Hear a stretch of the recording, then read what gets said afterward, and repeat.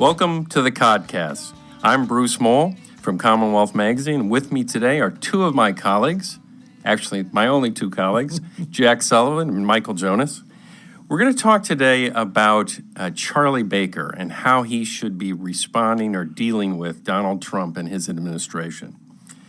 This is a controversy that a lot of people have been talking about, but it's really taken off at the Boston Globe with its fleet of columnists over there. Shirley Leung has written 2 columns about this issue, urging Baker to take on Trump more actively. And her colleague Renee Graham this week came out with another column that seemed to articulate that viewpoint pretty strongly. She said, "Someday we will all be held to account for what we did during the Trump years. That day may come sooner for Baker if Massachusetts voters recall how their governor, in a time of unprecedented national crisis, avoided speaking out and standing up to that tired old man in Washington who thinks he was elected king." Then there are 2 other columnists at the Globe, Scott Lehigh and Joan Venaki, who take the other point of view. Joan Venaki's point was in a recent column, competence, not ideology, got Baker elected, and he's sticking with the formula. So you have 2 viewpoints there. Let's toss it around here, see what you guys think. Well, of course I have an opinion. I honestly think that he's... You might have a couple of them. Really, 1 or 2. But I honestly think he's acting like an adult. You know, I mean, I think what you see, the people who are very upset are the ones who oppose Trump anyway. So they want everybody on their side. They want everybody out there at the rallies. They want everybody to tweet their thoughts. And I think you have to take a look at what Baker's position is. And he has, you know, he has come out, number one, his vote itself, you know, he has said time and again that he didn't think Trump was qualified. He didn't vote for him. He wasn't going to vote for him. You know, he supported Attorney General Maura Healey's suit against the administration, the executive order on the immigration ban. I think about the only thing that he hasn't done is he hasn't stood on the podium down at the rallies. You know, he hasn't marched down Boylston Street. And I think that that's kind of a disingenuous idea to think that he should be. I mean, I agree that in some ways it's a little unreasonable to think he's going to go join these protests on the Common, but I do think that what some of the critics are trying to get at, and I think Shirley Leung used the term that, you know, he's playing the part of the technocrat here, that he's saying, you know, the right things, but within a really narrow definition of what the right things are on the immigration executive order. I think his comments have talked about how, you know, disruptive it is to how things work in the state, the economy, our need for top talent coming in here.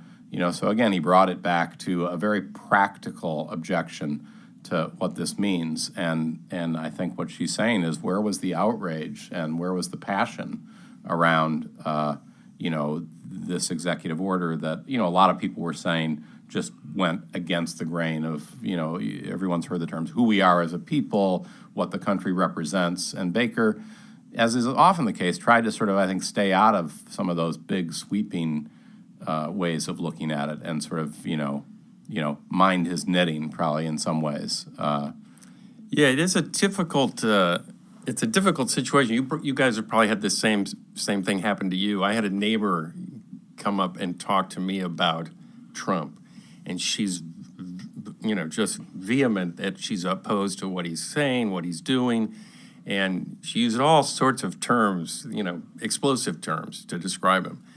And I didn't respond that strongly, and she was angry, practically angry with me for not responding in that way. And I sort of think that what you both have said, that's what people are sort of responding to, that Baker's sort of cool on this. He's not saying, yay, Trump. In fact, he's opposing him, but on, as you say, on a technocrat level, which doesn't satisfy people who see this as the end of times, practically. And, you know, I wrote something recently that said, you know, like Bill Belichick, do your job. That's what Charlie Baker should do. And you mean that Trump-loving Bill Belichick? That Trump. In fact, that's a great point, Michael, because it's become a big issue, not a big issue, but it's become an issue. It's become a big issue. With the Super Bowl, that Tom Brady, Bill Belichick, the Krafts are all on board with Trump. And The three dark horsemen. right. And how can you root for this team? A lot of people feel that way. Another Globe columnist said she was upset and about their support for Trump. So it's this emotional thing that I think has a lot of people going. Well, I think part of it is that Trump, like Obama, and I don't want to say they're two of the most polarizing people that we've had in the office, but they've created polarization. Whether it's just by being Obama, it polarized people. And Trump himself, I mean, he's a bomb thrower. He's that's what he does. That's what he wants to do. He wants to shake things up. So polarization has followed both of them, and I think that it's really created this the schism between sides that's become more and more pronounced. So that when people get, like your neighbor said, or when we're talking about Shirley, we're talking about Renee, people want somebody to take on their passion. They don't want Charlie to show passion. They want Charlie to show their passion.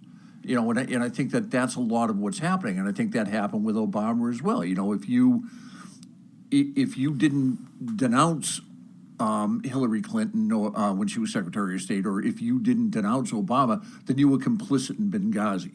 And I think that's a lot of what's starting. But Obama didn't promote divisiveness and polarization like and again, that's Trump did. I mean, they're really I don't think they're at all equivalent. Yeah. No, I think the feelings towards them are equivalent, is what I'm saying, Michael. And I'm not saying that Obama himself was polarizing.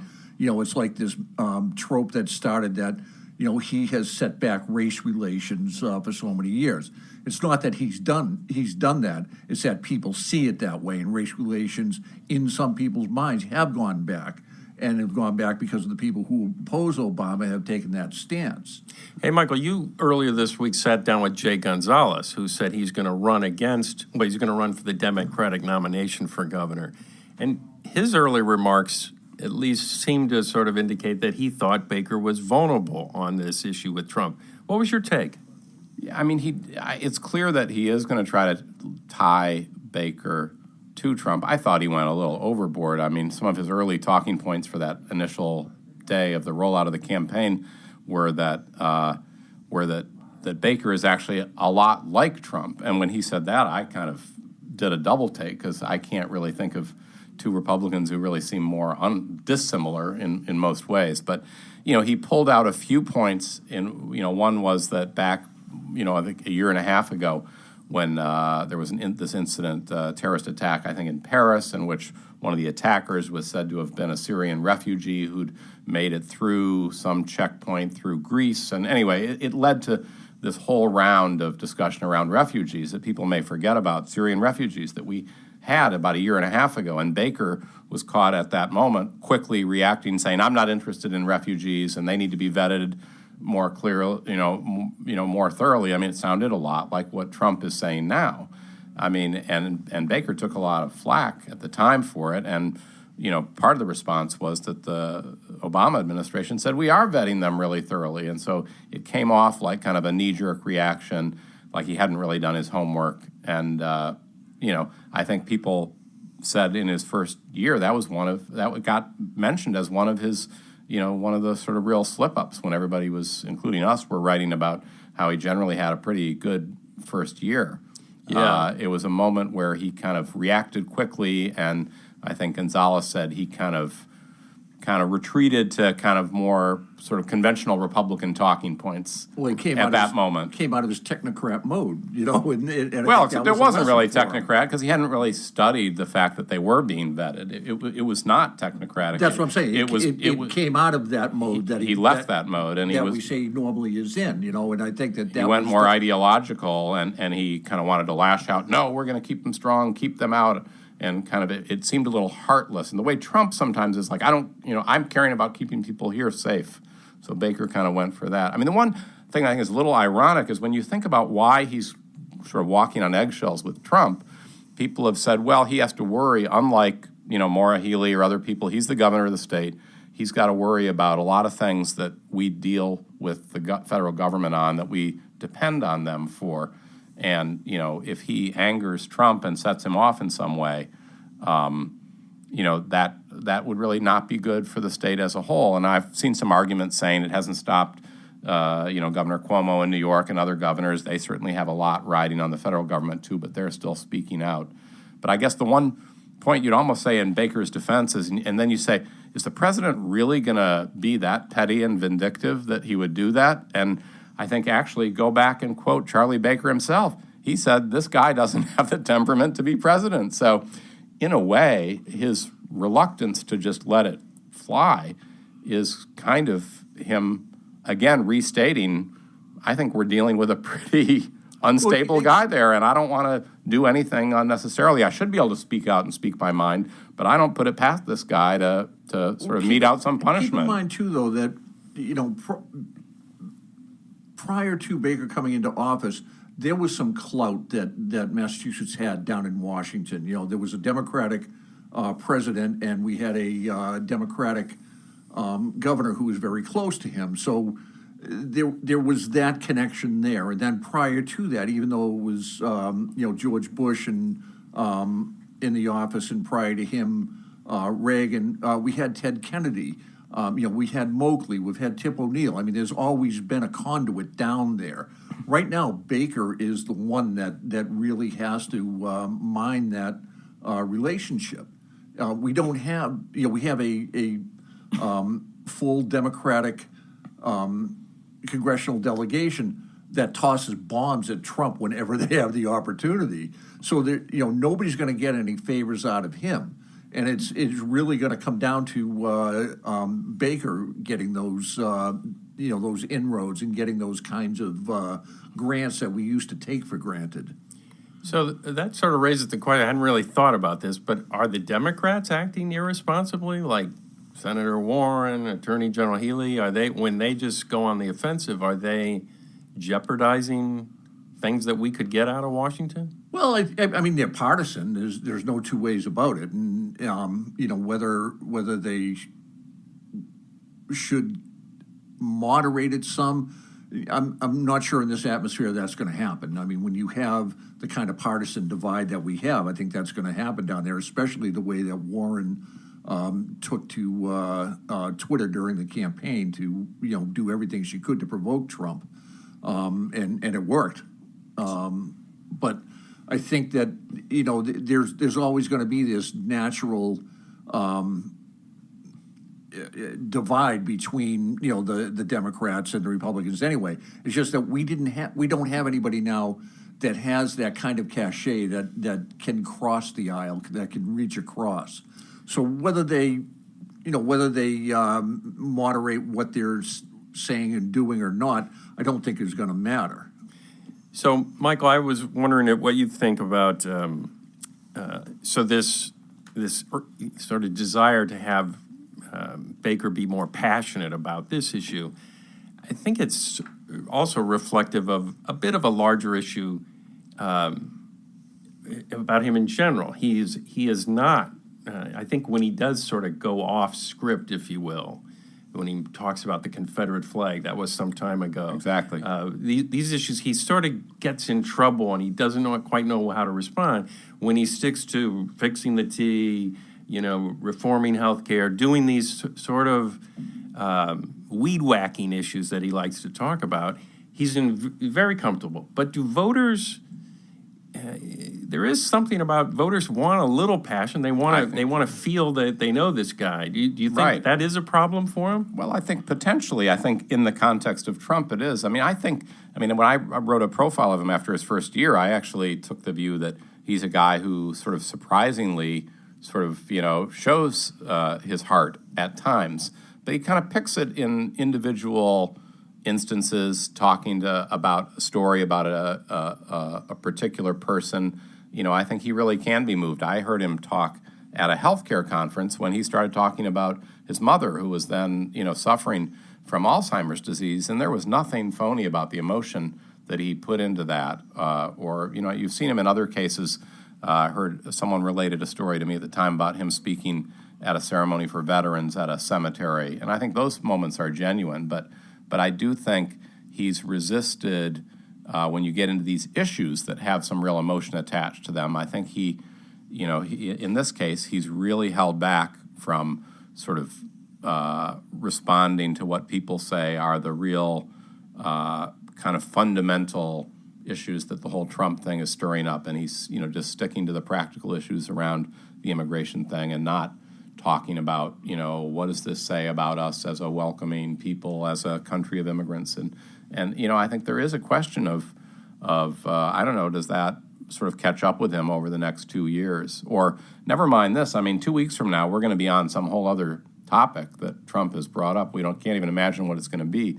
But I think that's sort of politically the issue is that I don't, it may be that we look back and these first couple of weeks are going to seem just aberrant in terms of the number of things. But in general, I think the stuff's going to continue to come up, and he's going to be facing them in a way that, I wrote a piece a few weeks ago saying as much as he claimed neutrality in the race, I think Hillary Clinton's election would have been far better for Charlie Baker.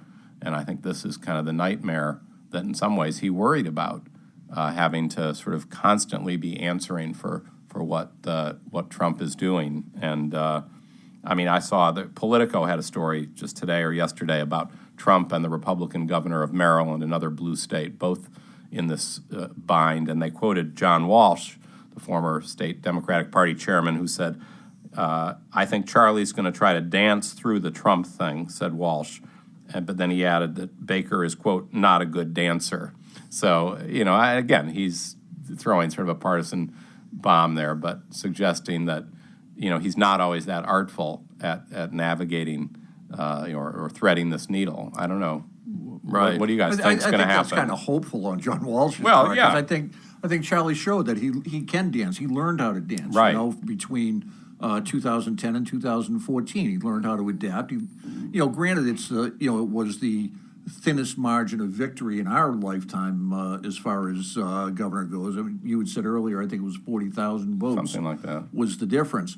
But he also is still a very popular governor. And I'm not sure that a President Trump is going to impact a gubernatorial race in 2 years the way that it might impact, say, the Senate race. I think in Massachusetts, people can and do keep that separate. And I don't think that it's going to, I don't think people are going to hold it against him that, he didn't march, he didn't shake his fist, he didn't lower the flags at half staff because of some decision. I think that, people are going to look at it and say, what did Charlie do for the state? And I think that that's how they're measuring him right now. Well, and I think both, not just what he did for the state, but I think it will be on the substance when there were things that Trump did that people find objectionable or that he might. Does he take action and speak out, even if it's in his more technocratic Charlie Baker way? Does he do that, or does he kind of run from the issue? As we're talking, I do feel like, Jack, he does have... It's a function of being a Republican in a heavily Democratic state. So he's got, as people have often said, he's got to walk this fine line. But, I can envision this going on for quite a long time with Trump, maybe for 4 years. And, you have the Supreme Court nominee that's going to come up. Baker's going to be asked about that. And already, even though you read about this guy, that he's conservative but a solid jurist, he was unanimously appointed a federal judge affirmed by the Senate. So it looks like his path is fairly well set, but already there's going to be a major fight over this, I think. And again, I don't know that you can always just sort of thread the needle and say, this comes down to this emotional stuff.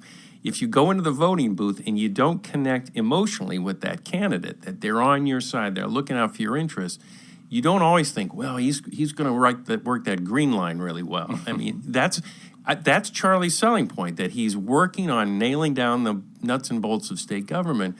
But that emotional appeal, it could be a problem for him. I think I disagree with that, though, Bruce. I mean, I agree with what you're saying, but I think I disagree with that lack of the emotional appeal, like Michael was talking about earlier. I think he has hit that note a few times, not only in the things we talked about, and whether you believe the story or not. There was the story about the fisherman that, brought him to tears, about his other members of his family, the commercial that he did with his brother who is gay.